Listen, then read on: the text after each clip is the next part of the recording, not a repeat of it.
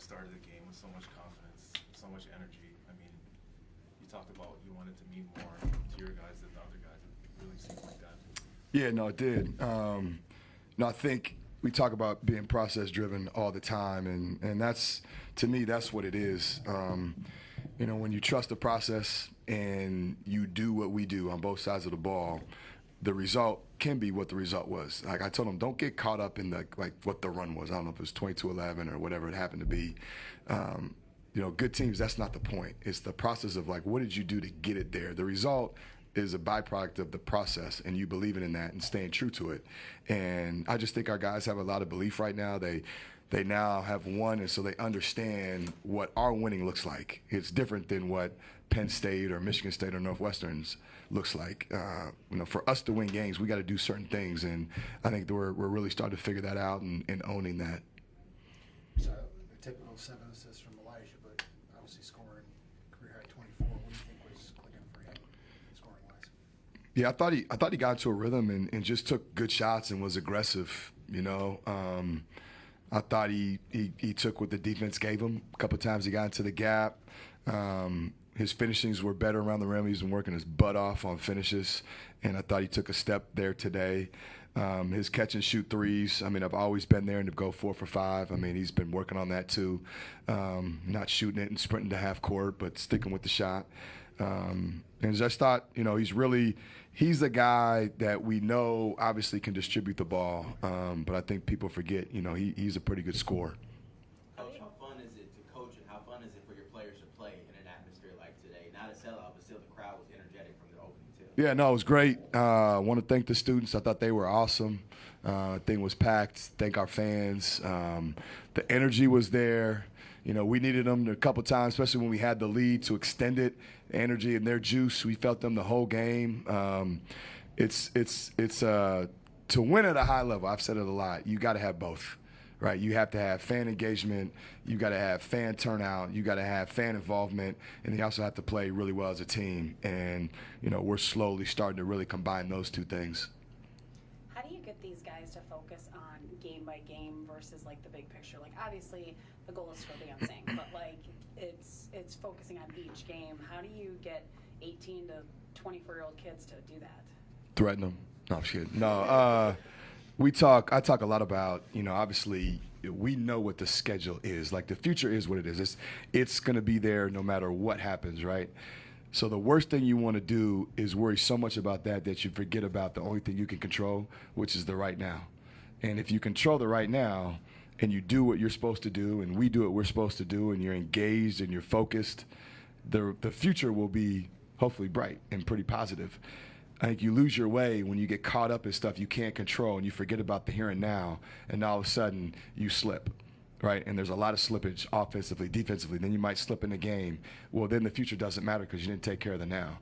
So we just talk about that. Like, you got to live in the moment. You got to worry about today. Like, tomorrow we want to have the best film breakdown practice we've had, the best walkthrough we've had, and just consume yourself with tomorrow. And then the next day, consume yourself with the next day. And then on that game day, that's the only thing that matters is that game. And I think if you could kind of shrink it down to just that, it becomes easier for these guys because, again, I know they get hit with a bunch of stuff and it's easy to let your mind wander, but if you don't take care of today, that stuff in the future doesn't matter. And you talk about process driven, you talk about having blinders on. Did you sense from the guys that meant a little bit more with Jamison and what happened in Columbus? Yeah, I mean, I don't know if it meant, you know, I'm sure there was a little bit there, but I think it was more of like they know how much, you know, protecting home matters. And I think that was a big part of it. Like, you know, I'm sure, you know, some of it from last game too is like, this is a revenge game in terms of we didn't want to get swept.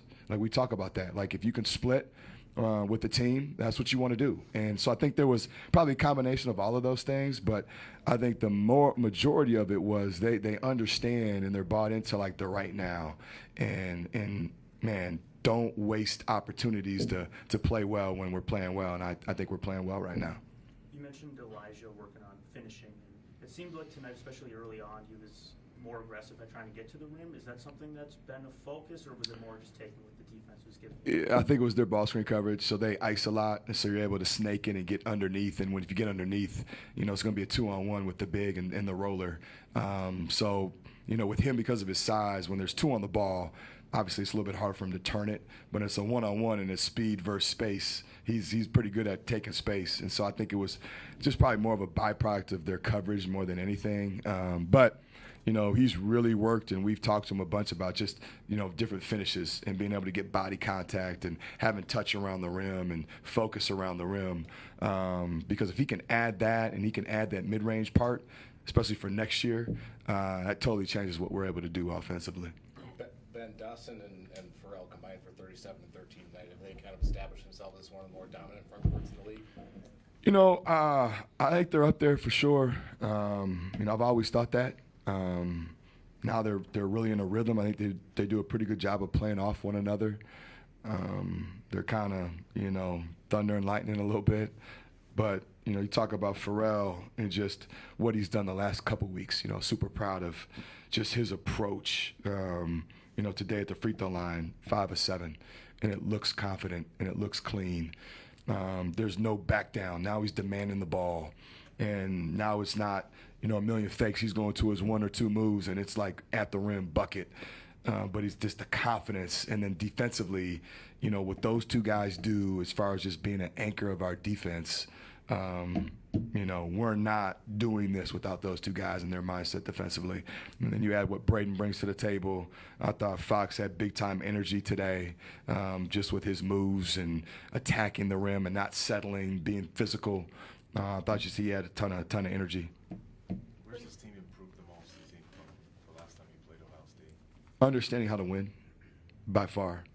But that's always been, the concern in the process. At the same time, when you got a new group, even though we got a couple older guys, winning at this level, winning in this league, and like what goes into that.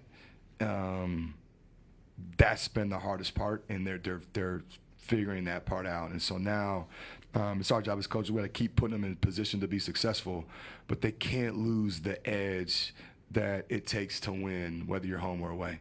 Coach, what goes into getting your team to play at their best each and every night? Because you guys have shown flashes to be one of the best teams in the Big Ten, and that there are other nights where it seems like you kind of play down to your opponent. I think there's just the maturity of our team. I think for the most part, if you look across the league, I don't remember too many games, probably none, honestly, that we just didn't show up, right? And so now it's those stretches of maybe having a lull here or there for 4 or 5 minutes or letting a team have a run. But that comes with just maturity. We think we've been pretty good at home, and now it's like on the road. Don't change, right? Don't change your mentality. And again, that's, I think, the next step is to take it on the road and be able to try to steal one here towards the end of the year. Ben, you got any post-game traditions after a win like tonight? It's a good question. No, not really. No, go home, pretty boring. Watch the film again, figure out practice for tomorrow, figure out how to keep it going. Ben, who do you think was more persistent tonight, your team or the fans booing Jamison the entire game? I'm going to be careful how I answer that. No, I just thought, I just thought the crowd atmosphere was really good. That's not me saying I'm like the booing. It was just more like the energy that they brought.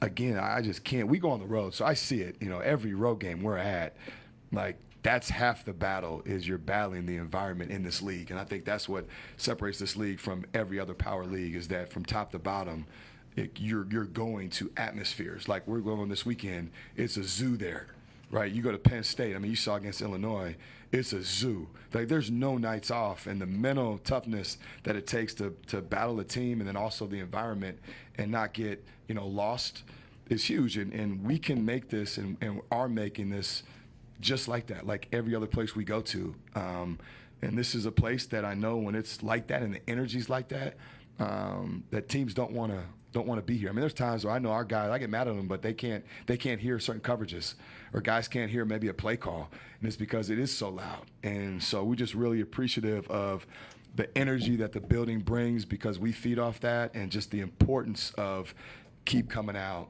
keep showing up. I think we've proven as a team, that we're fun to watch. We compete, we play hard, we have a good product, and when we have our fans behind us like today, this is a special place.